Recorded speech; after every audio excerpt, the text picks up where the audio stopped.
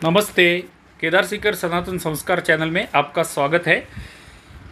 आपको शुरू में ही प्रार्थना है कि कृपया इस वीडियो को लाइक कीजिए। आपके सुझाव इस वीडियो के बारे में जो कुछ भी कमेंट रहेंगे वो कमेंट में पोस्ट कीजिए।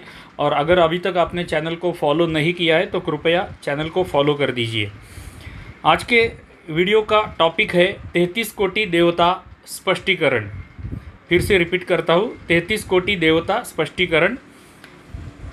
सनातन धर्म मनुष्य के मन में उठ रहे हर उस आशंका का समाधान करता है जिसका समाधान वो जानना चाहता है, लेकिन ज्ञान के अभाव में हम सनातन धर्म के वैज्ञानिक अर्थ को ना समझकर उसे रूढ़िवादी और अवैज्ञानिक तथ्यों के रूप में जानने लगे हैं, जबकि वास्तविकता में सनातन धर्म तर्कों के आधार पर स्वयं को सिद्ध करने वाला धर्म है। 33 करोड़, आप में से सबको ये प्रश्न पड़ता रहेगा या बहुत सारे जगह पे आपने सुना रहेगा। 33 करोड़ या 33 कोटि देवी देवता कौन कौन से हैं? बचपन से हम 33 कोटि सुनते आए हैं और ये प्रश्न हमें पड़ता है कि 33 कोटि 33 करोड़ देवता कौन से होते हैं, उनके नाम क्या होते हैं। तो मित्रों, हमें अपने धर्म ग्रंथों के विषय में काफ़ी भ्रामक जानकारियाँ है। हम उनके वास्तविक अर्थ को ना तो समझ पाए हैं और ना ही उन्हें सही तरीके से परिभाषित ही कर पाए हैं। मजहबी विस्तारवादी हमारे इसी अज्ञान का फ़ायदा उठाते हैं। सनातन को अपमानित करने के लिए वे कुछ प्रश्न पूछते हैं, उनके उत्तर हमें मालूम होने चाहिए, हमारे बच्चों को भी मालूम होने चाहिए। हमारे बच्चों को स्कूल कॉलेज में यही प्रश्न पूछे जाएंगे, उत्तर मालूम न होने पर उन्हें अपमानित किया जाएगा और वे सनातन की घृणा करने लगेंगे और मजहब के प्रति आकर्षित हो जाएंगे। तो जो मजहबी लोग हैं, जो मजहब का विस्तार करने वाले, एक्सपांशन करने वाले जो मजहब है, मैं नाम नहीं लूँगा, आप समझ जाएंगे। तो वो क्या करते हैं, उनके पास एक क्वेश्चनेयर होता है सनातन के बारे में, और वही क्वेश्चंस वो हमें पूछते रहते हैं या हमारे बच्चों को पूछते रहते हैं। स्कूल में उनके बच्चों को ये पढ़ा दिया जाता है कि तुम हिंदू बच्चों को ये सवाल पूछना जिनके उत्तर उनको मालूम नहीं रहेंगे। यही सवाल उनके बच्चों को पढ़ाए जाते हैं और वो बच्चे आकर हमारे बच्चों को स्कूल में, कॉलेज में ये सवाल पूछते हैं, प्रश्न पूछते हैं और उनके उत्तर हमारे बच्चों को मालूम नहीं रहते हैं। इवन हमारे जैसे लोगों को भी, मुझे भी मालूम नहीं था, मैंने जब स्टडी किया तब सब मुझे ये मालूम हो गया। तो हमारे जैसे लोगों को भी कंपनी में काम करते वक्त या समाज में कहीं भी चर्चा निकलती है तो ये मजहबी लोग इसी तरह के, जो नालायक जाकिर ने जो क्वेश्चनेयर बना के रखा है, वो क्वेश्चनेयर में से कुछ क्वेश्चंस आपको पूछे जाते हैं। उसमें से आज का ये प्रश्न है कि 33 कोटि देव के नाम क्या होते हैं। तो आगे चलते हैं, एक छोटा सा विषय ही लेते हैं। आज हम एक छोटा सा विषय ही लेते हैं। हमारे धर्म ग्रंथों में 33 कोटि देवताओं का वर्णन है। जहाँ जहाँ कोटि शब्द को लेकर काफ़ी भ्रामक प्रचार है। अधिकतर हम लोग कोटि को करोड़ से ही परिभाषित करते हैं। हमारे धर्म ग्रंथों में, फिर से मैं एक बार बोलता हूँ, हमारे धर्म ग्रंथों में 33 कोटि देवताओं का वर्णन है। 33 करोड़ ऐसा वर्णन कहीं भी लिखा नहीं है। करोड़ शब्द कहीं भी हमारे किसी भी धर्म ग्रंथ में लिखा हुआ नहीं है। आगे चलते हैं। हमारा सनातन धर्म हजारों साल पुराना है और इसमें काफ़ी मिलावट की गई है। बहुत भ्रम फैलाए गए हैं। कोटि के प्राय दो अर्थ होते हैं। कोटि शब्द के प्रायः दो अर्थ होते हैं, एक है प्रकार और दूसरा करोड़। जैसे तीर शब्द के बहुत सारे अर्थ निकलते हैं। 3 अर्थ तो आपको भी मालूम रहेंगे। तीर जो शब्द होता है उसके अर्थ होते हैं बाण, किनारा। बाण जो होता है जो युद्ध में चलाए जाते हैं, किनारा मतलब सी फेस जिसको बोलते हैं, वो किनारा भी तीर का अर्थ होता है और समीप भी उसका अर्थ होता है। हम अज्ञान के कारण 33 कोटि देवताओं को 33 करोड़ देवता कहते हैं या मानते हैं, जबकि हमारे धर्म ग्रंथों में 84 लाख योनियों का जिक्र किया गया है। जब योनियाँ ही केवल 84 लाख है तो सोचिए कि देवता कैसे 33 करोड़ हो सकते हैं। इस पर हमने कभी विचार ही नहीं किया है। इस अल्प ज्ञान से 33 कोटि देवताओं का अर्थ ही भिन्न हो जाता है। तो हमने कभी 33 करोड़ या 33 कोटि ये विचार ही नहीं किया है। कुछ मजहबी लोग हमारी चेष्टा करते हैं, हमारे सनातन की चेष्टा करते हैं, खिल्ली उड़ाते हैं कि तुम्हारे धर्म में इतने देवता कैसे हो सकते हैं, और हमें हमारे धर्म के ऊपर वो हंसते हैं और हम भी चुपचाप सह लेते हैं, क्योंकि हमें मालूम ही नहीं है कि 33 करोड़ है या 33 कोटि है। तो हमारे यहाँ पर 33 कोटि का सत्य अर्थ है कि प्रकार, 33 कोटि का सत्य अर्थ जो है वो 33 प्रकार है, ना कि 33 करोड़। तो ये जो कोटि नाम का शब्द है उसके दो अर्थ होते हैं, एक होता है प्रकार और एक होता है करोड़। तो हमारे धर्म ग्रंथों में कोटि शब्द जहाँ पर प्रयोग किया गया है उसका अर्थ है प्रकार, 33 प्रकार के देव, ना कि 33 करोड़ देव। वास्तव में यहाँ कोटि शब्द का प्रयोग प्राय प्रकार से है, अर्थात 33 प्रकार के देवता। तो 33 करोड़ देव नहीं है, 33 प्रकार के देवता हमारे धर्म में बताए गए हैं। आगे चलते हैं। कोटि शब्द का एक उदाहरण हम देख सकते हैं कि आपने बहुत बार सुना होगा कि लोग एक दूसरे को बधाई देते वक्त या प्रणाम बोलते वक्त कोटि कोटि बधाई या कोटि कोटि प्रणाम बोलते हैं। वहाँ पर भी वो लोग कोटि का अर्थ करोड़ बधाई या करोड़ प्रणाम ऐसे नहीं होता है। प्रणाम के या बधाई के जितने भी प्रकार उपलब्ध हो उन सभी प्रकारों से आपको बधाई या उन सभी प्रकारों से आपको प्रणाम, ये अर्थ अपेक्षित वहाँ पर भी होता है। कोटि कोटि प्रणाम मतलब 1 करोड़ प्रणाम नहीं है आपको। कोटि कोटि प्रणाम मतलब आपको जितने भी इस दुनिया में जितने भी प्रणाम करने की पद्धतियाँ है, प्रकार है, वो सभी पद्धतियों से, उन सभी प्रकारों से आपको प्रणाम है, ये उधर अर्थ अपेक्षित होता है। आगे चलते हैं। तो अभी 33 कोटि देवता वो क्या होती है। तो इन 33 कोटि देवताओं में को मुख्यतः 4 श्रेणियों में विभाजित किया जाता है। अभी ये मेन इन्फॉर्मेशन यहाँ से चालू होता है कि 33 कोटि देवता इसका अर्थ क्या है, और उसके बारे में मेन इन्फॉर्मेशन है। अगर समझ में नहीं आया तो रिपीट वीडियो सुनिए।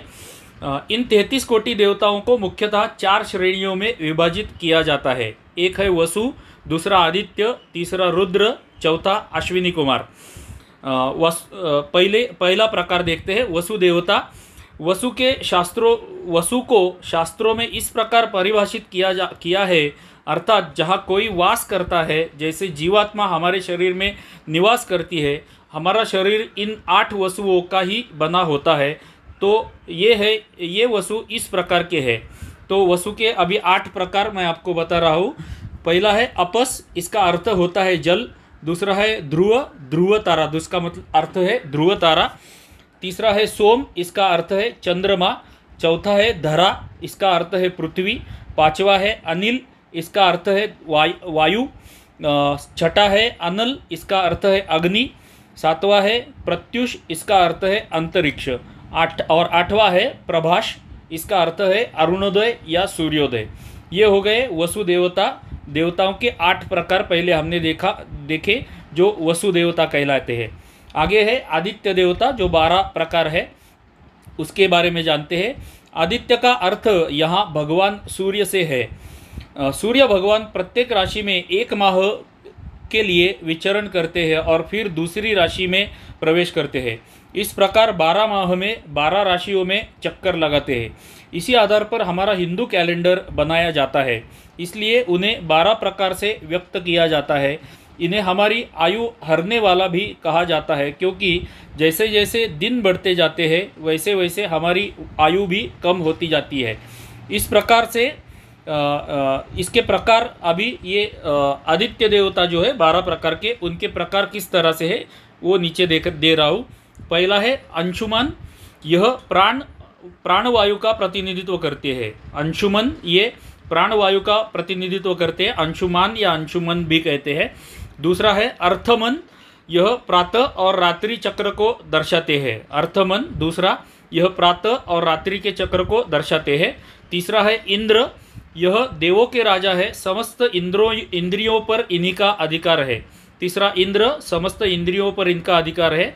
चौथा है त्वष्टा, यह वनस्पति और औषधियों का प्रतिनिधित्व करते हैं।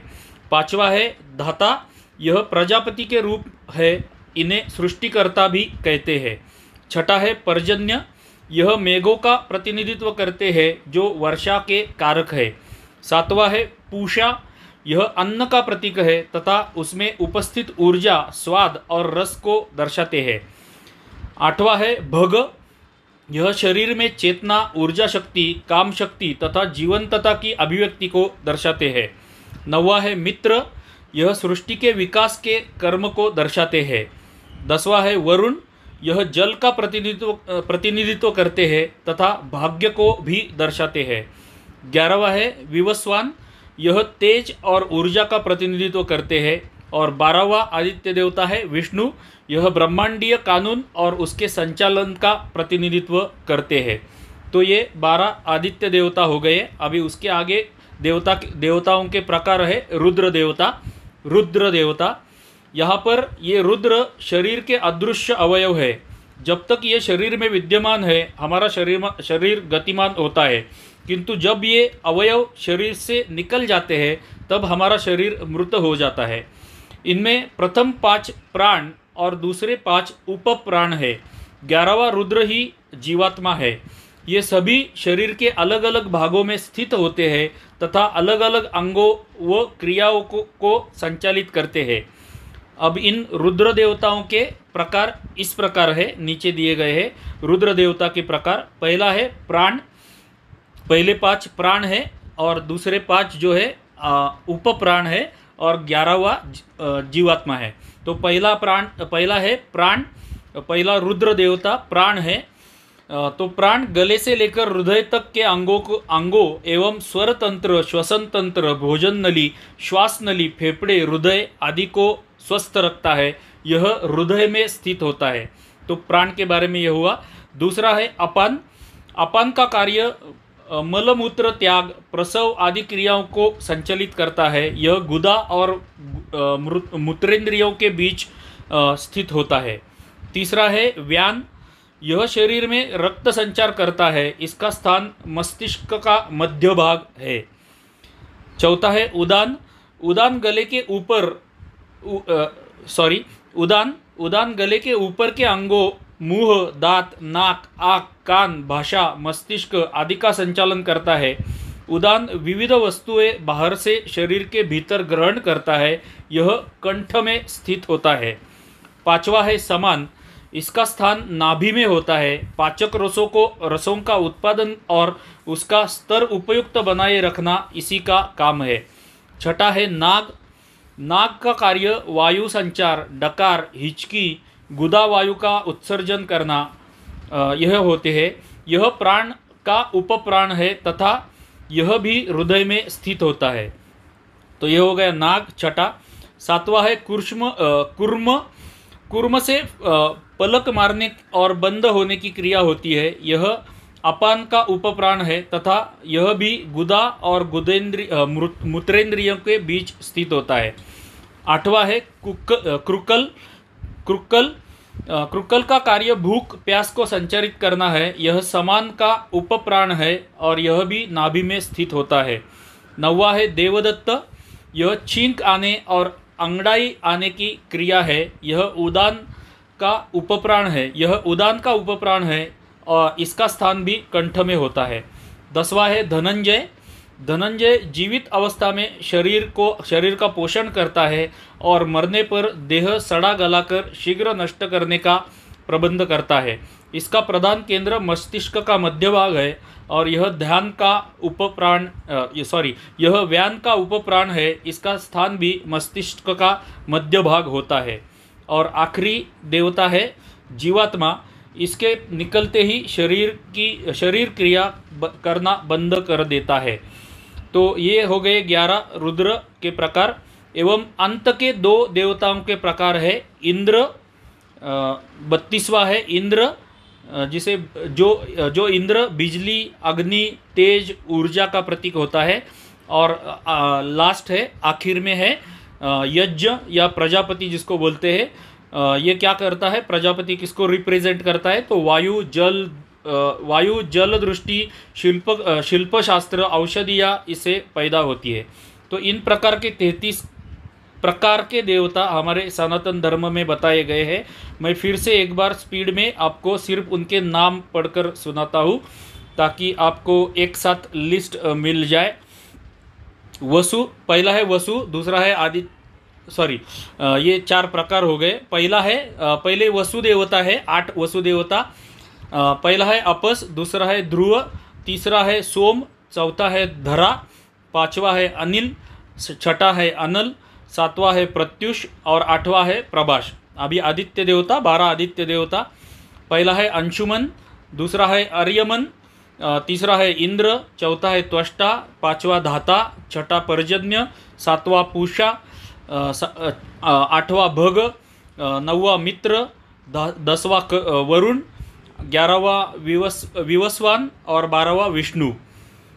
उसके आगे रुद्र देवता है। प्राण, पहला है प्राण, दूसरा है अपान, उसके बाद में है व्यान, चौथा है उदान, पांचवा है समान।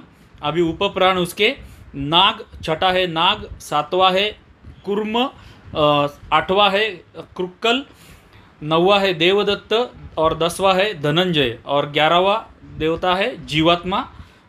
ये हो गए 31 और 32 और 33 है इंद्र और यज्ञ या प्रजापति। तो ये हमारे 33 प्रकार के देवता है। इस प्रकार हिंदू धर्म में वर्णित 33 कोटि देवताओं का योग इस प्रकार है। तो अभी क्या हो गया, टोटल कैसे होता है, 33 कोटि देवता इज इक्वल टू 8 वसु, 12 आदित्य, 11 इंद्र और 2 अश्विनी कुमार, ये मिलके 33 प्रकार के देवता हमारे सनातन धर्म में बताए गए हैं। और अंत में हमारा निष्कर्ष, अधूरा ज्ञान हमेशा घातक होता है और यही अधूरा ज्ञान हमें सत्यता से दूर कर देता है। ऐसे कुछ अधूरे तथ्य जो वैदिक सभ्यता का भ्रामक रूप प्रस्तुत करते हैं, जबकि वास्तव में वैदिक सभ्यता एक गणनात्मक विश्लेषण पर आधारित है और अपनी सत्यता को आज भी प्रामाणिकता के साथ प्रस्तुत करती है। बस ज़रूरत है कि उसकी सत्यता को जानने की और जिसमें हम सही तथ्यों को प्राप्त कर सके। इसलिए 33 करोड़ या 33 कोटि देवता कौन कौन से हैं, इस पर आपका संदेह अवश्य मिट गया होगा। अगर आपको यह जानकारी पसंद आई हो तो कृपया इस वीडियो को लाइक करें, अपने मित्र तथा रिश्तेदारों के साथ शेयर करें, एक छोटा सा कमेंट ज़रूर करें। उससे भी आवश्यक है कि यह जानकारी अपने परिवार के साथ और बच्चों के साथ और मित्रों के साथ इस विषय पर चर्चा करें। जैसा मैंने वीडियो के शुरुआत में बताया, मजहबी व्यक्तियों द्वारा हमें हमारे बच्चों को, हमारे परिवार को, स्पेशली हमारे बच्चों को, स्कूल और कॉलेज जाने वाले बच्चों को यह प्रश्न पूछे जाते हैं सनातन के बारे में और उन सभी प्रश्नों के सत्य उत्तर उनको मालूम होने चाहिए। अगर उनको ये मालूम नहीं रहेंगे तो वो स्कूल में, कॉलेज के ग्रुप में अपमानित हो जाएंगे और वो अगर अपमानित हो जाएंगे सनातन के ऊपर से तो वो सनातन से घृणा करना शुरू कर देंगे और मजहबों के प्रति आकर्षित होना चालू हो जाएंगे। और उन्हें वहाँ मजहबों के प्रति आकर्षित होने से बचाने के लिए और हमारे सनातन पर उनका प्रेम जताने के लिए यह करना आवश्यक है। तो फिर से प्रार्थना है कि अपने बच्चों को इन विषयों के बारे में ज़रूर चर्चा करें, बच्चों के साथ, हमारे अपने मित्रों के साथ और परिवार के साथ ज़रूर इस विषय पर चर्चा करें। आपका सहयोग ही हमारा उत्साहवर्धन करता है। मिलते हैं ऐसे ही किसी वीडियो में, तब तक के लिए आप सभी को धन्यवाद। जय सनातन हिंदू धर्म, जय।